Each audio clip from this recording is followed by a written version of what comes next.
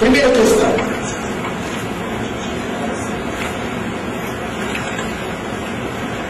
O primeiro problema é uma licitação de 10 milhões de reais.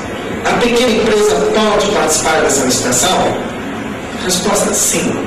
No modelo atual, sim. O Ministério do Planejamento apurou que uma pequena empresa havia ganho 4 licitações acima de 10 milhões de reais, usando o seu direito de preferência. Há alguma irregularidade nisso? Não. O Sebrae, o Brasil, quer que a pequena empresa cresça. E se ela está passando uma grande licitação, maravilha.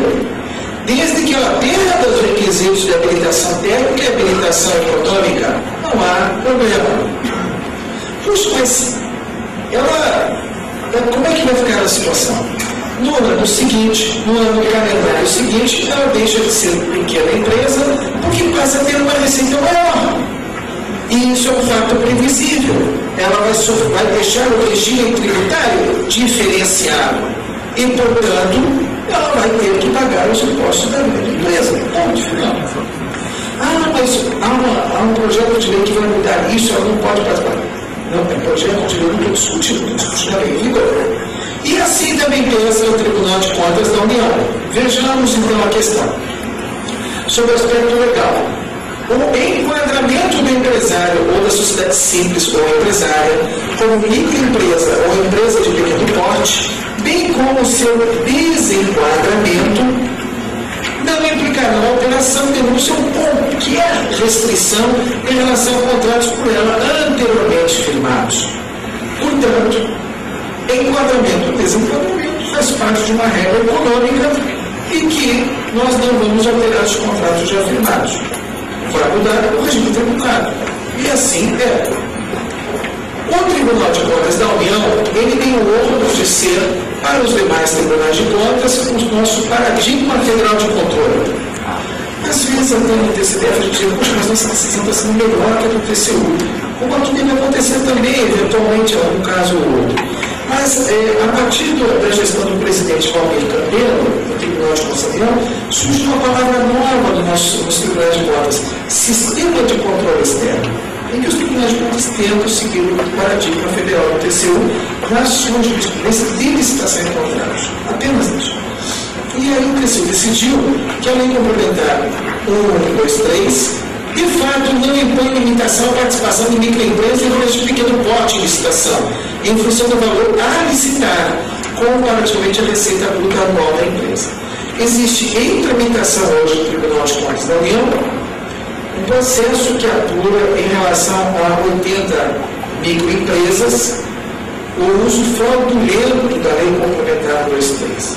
Seriam empresas que ganharam uma licitação, por exemplo, de 10 milhões no ano, executaram o objeto e continuam se autodeclarando pequena empresa. Isso é em torno de 80 empresas nessa situação.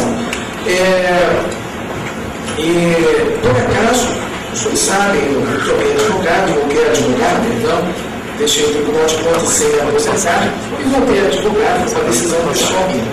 Pois muito bem, depois de quase 30 anos que eu voltei a advogado. E depois de me reciclar, tive que aprender tudo de novo, né?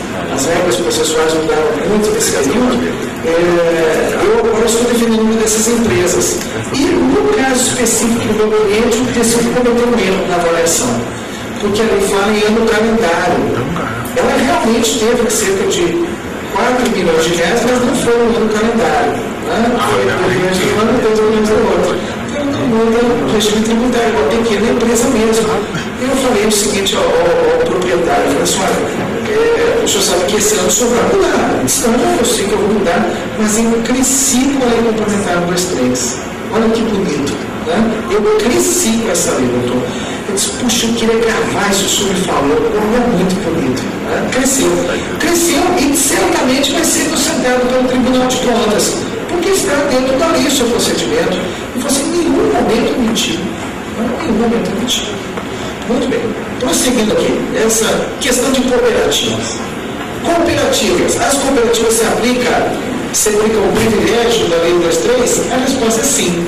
Se elas receberem a receita dentro dos limites. Vamos explicar melhor. O parágrafo 4º do artigo 3º da Lei Complementar Número estabelece: não se inclui no regime diferenciado favorecido pela prestação complementar para nenhum efeito legal a pessoa jurídica, constitui sua fonte de cooperativa, salvo de consumo. Então, a cooperativa de consumo já pode participar do regime tributário diferenciado. No artigo 34 de uma lei ordinária, no ano seguinte, foi mudado esse dispositivo. Puxa vida, mas eu não entendi agora. Uma lei complementar foi mudada por uma lei ordinária. Pode isso, professor? Pode. Veja só, no tempo que eu estudei direito, fiz a minha faculdade, eu aprendi que havia hierarquia vertical das leis. Constituição Federal, lei complementar, lei ordinária, depois decreto, depois resoluções, portarias. Chamada hierarquia vertical das leis. E, portanto, uma lei ordinária não podia mudar uma lei complementar. Na verdade, eu estou mentindo, eu aprendi assim, eu aprendi diferente. Eu aprendi ato institucional, depois Constituição Federal. Não sei de outro tempo, os senhores não sabem essa história, eu aprendi diferente. Então, veja só, depois o Brasil importou a compreensão dos alemães sobre a questão da lei complementar. A lei complementar, na verdade, ela não é de maior hierarquia do que a lei ordinária. Ela tem um procedimento próprio de votação no Congresso Nacional, um quórum qualificado, diferenciado. Ela tem campo de atuação. Se essa lei complementar invadir um campo da lei ordinária, ela pode ser alterada por lei ordinária. Então, não é bem uma questão de hierarquia. A lei ordinária, se invadir o campo da lei complementar, ela é inconstitucional.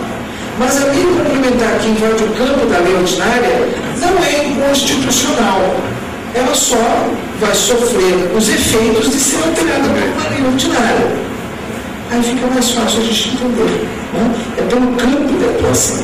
E nesse campo de atuação, o artigo 34 dessa lei mandou aplicar às sociedades cooperativas que tenham recebido no ano do calendário anterior receita bruta pelo limite definido no inciso 2 do caput do artigo 3º da lei, nem incluindo os atos cooperados e não cooperados. Então, as cooperativas que ficarem naquela margem de valor também poderão ser beneficiadas. E aí, o melhor acordo do Tribunal de Contas sobre a cooperativa. Regime cooperativo é uma coisa maravilhosa, mas cuidado, porque ele pode abrigar fraude. Um exemplo eu tive há 2 meses atrás. Fui contactar com uma cooperativa, uma pessoa de uma cooperativa, assim, o patrão, você é o meu patrão, mas quando o senhor é cooperado? Não, a gente tem patrão, mas nem todo mundo. Ele é o dono da cooperativa. Ora, se o servente está pensando assim, é porque o trabalho é subordinado, ganho eventual, portanto é uma fraude. Né? Cooperativa ninguém tem patrão, eles coordenam entre si o trabalho. Né? E tem um regime tributário melhor que o da pequena e microempresa. Né? Porque as verbas relacionadas à Seguridade Social são diferenciadas. Aí o Tribunal de Contas da União coloca a seguinte ideia: reconhece-se, contudo, que a situação jurídica especial, de certa forma privilegiada das entidades cooperativas, requer a adoção de determinadas medidas por parte do poder público de forma a equalizar a licitação. Nesse sentido, lista a utilização de critérios de classificação de propostas licitantes que possam anular ou tornar irrisórios efeitos eventuais privilégios fiscais ou de qualquer natureza que tornem as cooperativas não possam influenciar na igualdade de condições que é o primeiro da licitação pública. Ou seja, o Tribunal de Contas da União, uma decisão que é considerada paradigma pelo TCU, que diz o seguinte: se entrar uma cooperativa e uma pequena microempresa ou uma outra empresa, a gente tem que pegar o que ela leva de vantagem na proposta e acrescer o valor. E só depois comparar o preço. Isso é o que juridicamente nós chamamos de equalizar. Equalizar. A microempresa oferece uma proposta de R$30 mil dos seus serviços.